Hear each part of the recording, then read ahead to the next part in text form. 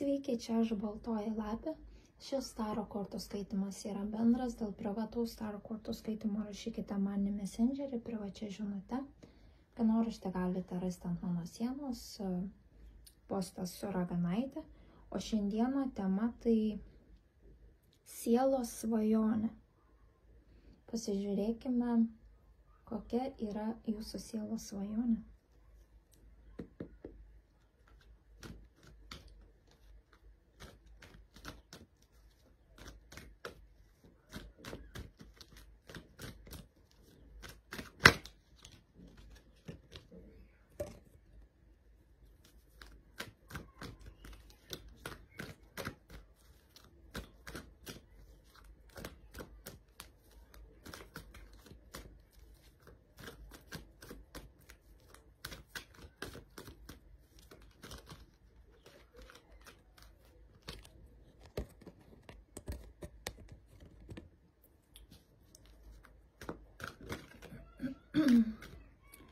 Jūsų sielos svajonė yra ta, kad galbūt nesisekė jums su vyrais. Vyrukai, kurie žiūrite, verskite į save. Tai nesisekė su moterimis.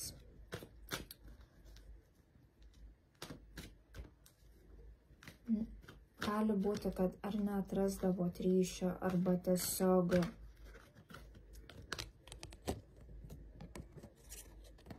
norės jums jūsų siela tiesiog geidžia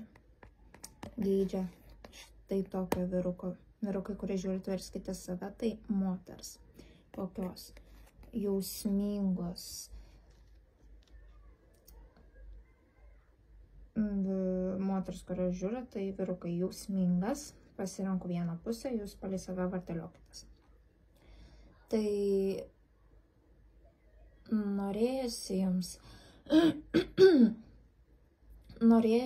tokio jausmingo žmogaus, kuris būtų šalia, kuris suprastų, kuris vertintų, kuris jūs žiūrėtų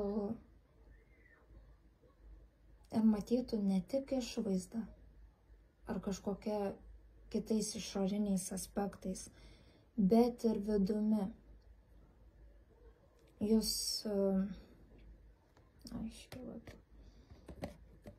jautėtės, jautėtės tokioj nežinioj, tokiam disbalanse, atrodo, kad nesibaigiantis kažkoks karminis ratas, vis traukėte ir traukėte šito žmogaus priešingybės, šitokio vyruko arba moters, varteliokitės palei save, kaip sakiau, priešingybės. Visiškas priešingybės.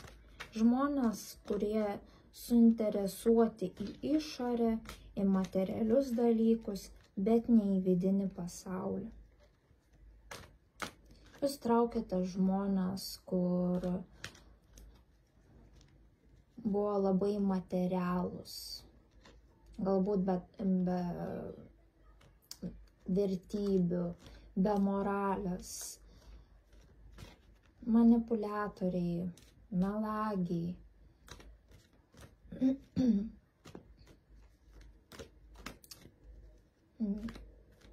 Tokie žmonės, kurie išnaudoja kitus žmonės dėl savo pačių gerovės. Jūsų siela geidžia žmogaus, kuris jūs supranta ir žiūri jūs kaip į asmenybę, į vidų, o ne į išorę.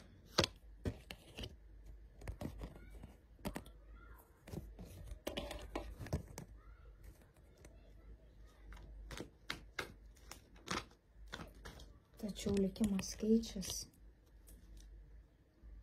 Ar gerai matote kortas? Patrauksiu. Sako, jūsų likimas keičiasi. Gal dabar geriau. Sako, jūsų likimas keičiasi.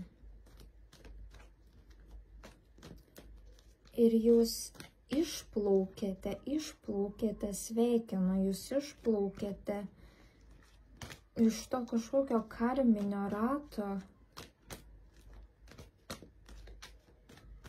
Pagaliau visi žmonės, kurie jums kenkia ir laužė širdį, o šita širdis jums buvo labai stipriai sudaužyta, sugniuždyta. Jūs visą tai palieka jums už nugaros. Sako, visi tie nenuvykę santykiai, nesvarbu, kiek laiko tie santykiai truko. Gal vieniem savaitę pabendravot, gal vienos nakties nuotykis buvo, gal mėnesis, gal pusę metų, gal metai, gal 5 ir daugiau. Sako, visa tai buvo patirtis. Patirtis ir pamokos, kurias jūs praėjote. Tai buvo tam, kad jūs išmoktumėte ir gautumėte tam tikras savybės.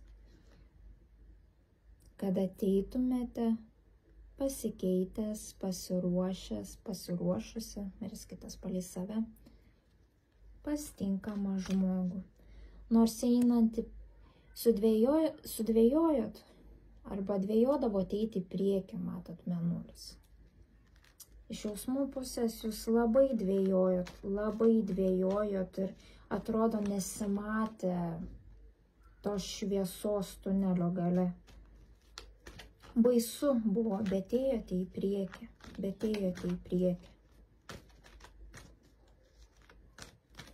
Jūsų siela visada troško tyros meilės, pripažinimo, ryšio, kuris nėra toksinis.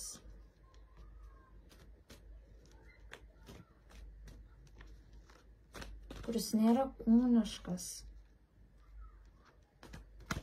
bet ryšio siela su kita siela. Tokį ryšį pasiekti ne visiems pavyksta, ne visada. Sakote, tie, kurie yra susituokę, gyvena kartu, jie turi ryšį? Ne visada. Yra, žinokite, išimčių, kad nebūtinai pas juos yra tas ryšys. Nebūtinai. Todėl tokie santykiai, santokos galiausiai išyra, nes nėra to ryšio. Nėra siela su siela ryšio. Kai mes gyvename tik išorę,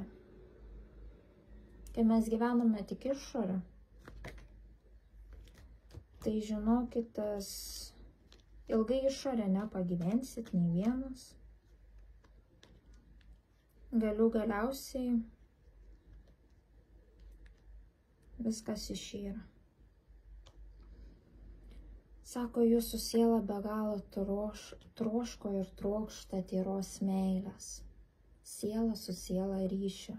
Jūs nebenorite toksinių žmonių, toksinių santykių savo gyvenime.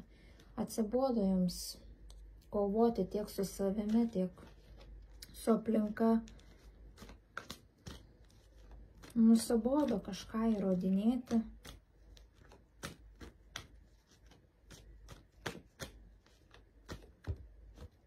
Jūsų siela trokšta šventės, ramybės.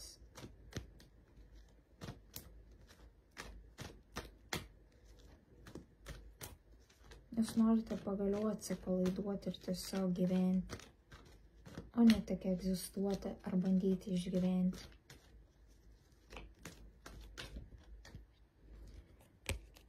Jūs trokštate kažką pasiekti. Jūs galbūt giliai viduje turite kažkokią svajonę. kurią galbūt jau vaikystėje ar nežinau kokiame amžiuje, gal būdami jaunuoliais 20 metų arba paaugliai arba neseniai, bet tai kažkiek laiko, aš matau, jūs turite svajonę. Jūsų viduje yra svajonė, kuri laukia, kada ji bus tikra, kada ji bus išpildyta. Tai galbūt jūs kažko gyvenime norite pasiekti. Jūs visą gyvenimą apie kažką labai svajojate. Visą gyvenimą apie kažką labai svajojate.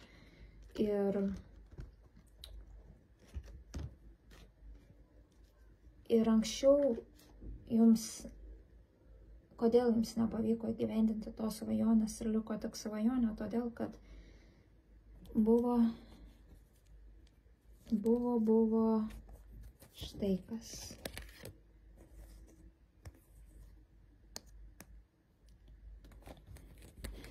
Pas jūs buvo negatyvi energija.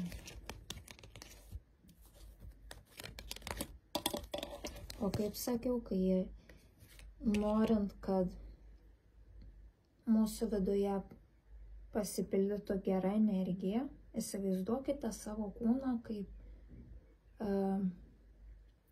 žaislinių kubelių kažkokiu sustatytą žmogutį. Yra sustatytas iš kubelių žmogus. Jūs norite kažką naujo įstatyti, bet nėra vietos. Tarkime, nepatiko spalva. Paėmėt, ištraukėt, atsirado vieta ir įdėjote kitą. Tai tas pats su jūsų energija.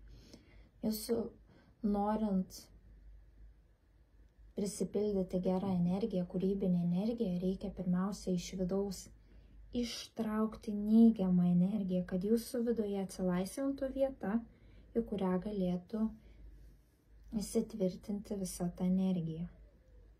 Todėl jūsų svajonė ir liko tik svajonė.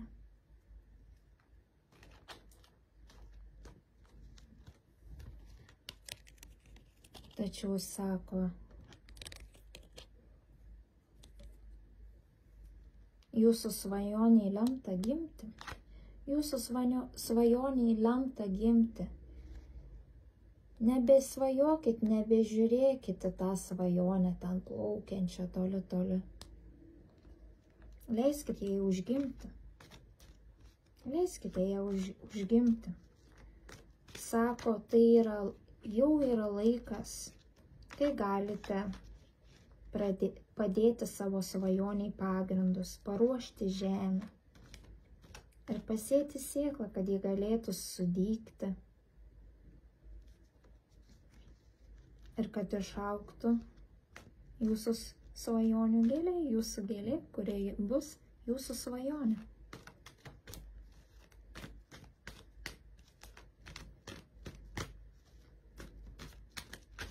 Jūsų siela labai stipriai prisikentėjo, labai stipriai prisikentėjo. Jūs esate galbūt ir buvote toks žmogus, kuris nedaug ką parodydavo, jūs visą skausmą laikydavot savyje. Jūs visą skausmą laikydavot savyje ir nenorėdavot niekam parodyti.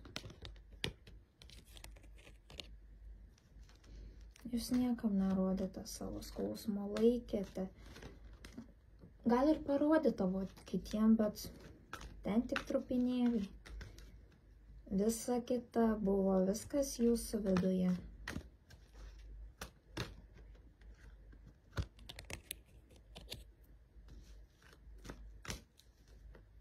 Ką rodo? Taip. Dalį parodydavo, tą visą kitą liko jūsų viduje. Ir tai jūs labai slėgė, jūs labai laužė. Pasakyčiau, gan stipriai.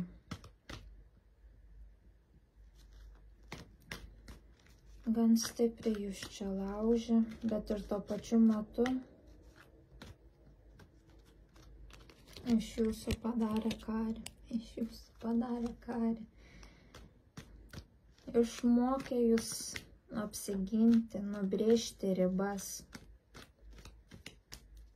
Apsiginti nuo žmonių, kurie jums kenkia. Taip. Sveikinu jūs su pergale. Gal nepilnai, bet einate link to, kad brėžiate žmonėms ribas, ginate savo vidinę ramybę.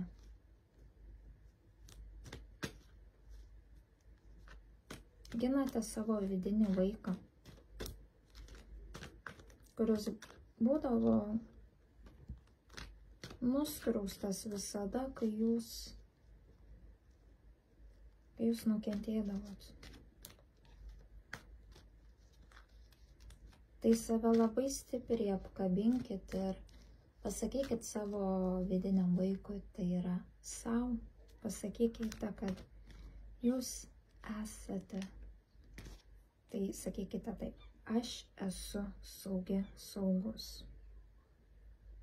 Aš visada esu šalia, kai man tau tavęs reikės. Aš visą tave palaikau, kad ir ką nuspręsi, kad ir ką padarysi. Tavo klaidos yra patirtis, iš kurios tu mokaisi. Ir su tuo nėra nieko blogo, nes taip įgauname patirties.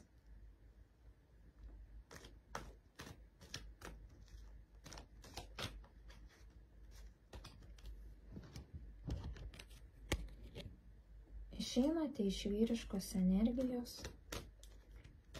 Išeinate iš vyriškos energijos.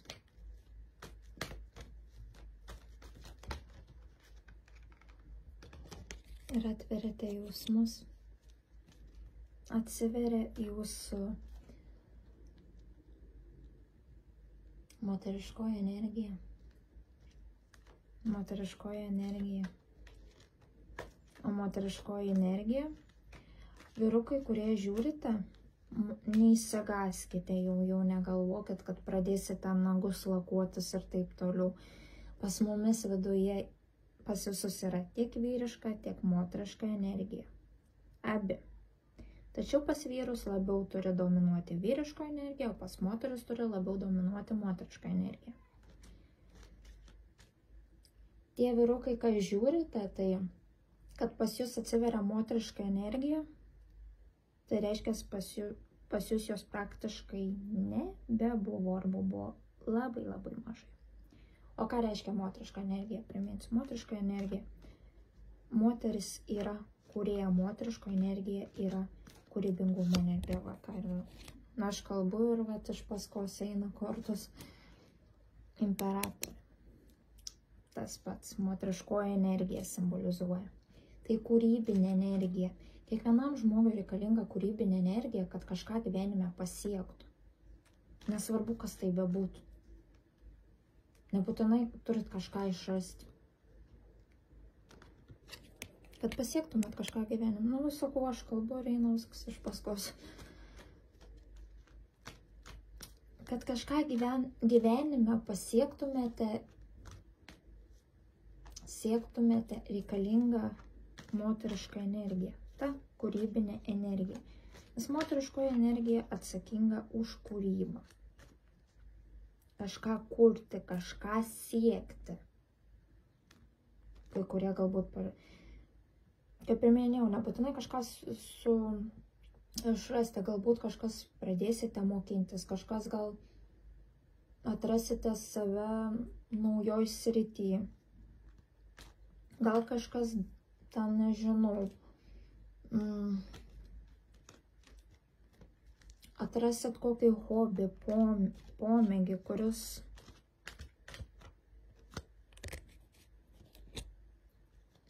jūs suartins galbūt su žmogumi, apie kurį jūs svajojat, kurį jūsų siela tiesiog trokšte troško. To tikrojo ryšio. ryšio, kai nesusitinka žmogus ir žmogus, bet kai susitinka dvi sielos. Kai sielos žiūri viena į kitą. O žmogiškas kūnas neegzistuoja.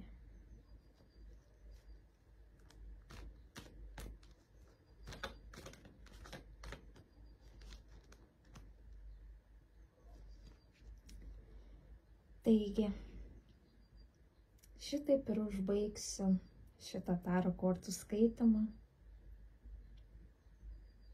Labai graži jūsų svajonė. Ir smagu matyti, kad šitiek prisikentėjusios sielos nepalūžo, nepasuko klaidingų kelių, bet atsistojo, išsitraukė peilius už nugaros, susitvarstė žaizdas ir ėjo tolyn į šviesą. Ačiū, kad buvote su manimi ir iki kitų kartų. Nepamirškite komentuoti, su kuo rezonavo, taip pat galite pakomentuoti jaustukais ir ką tik norite. Man įdomu išgirsti bus jūsų minčių lietų. Dalinkite su manimi savo mintimis. Taigi, viso geriausio. Iki kito karto.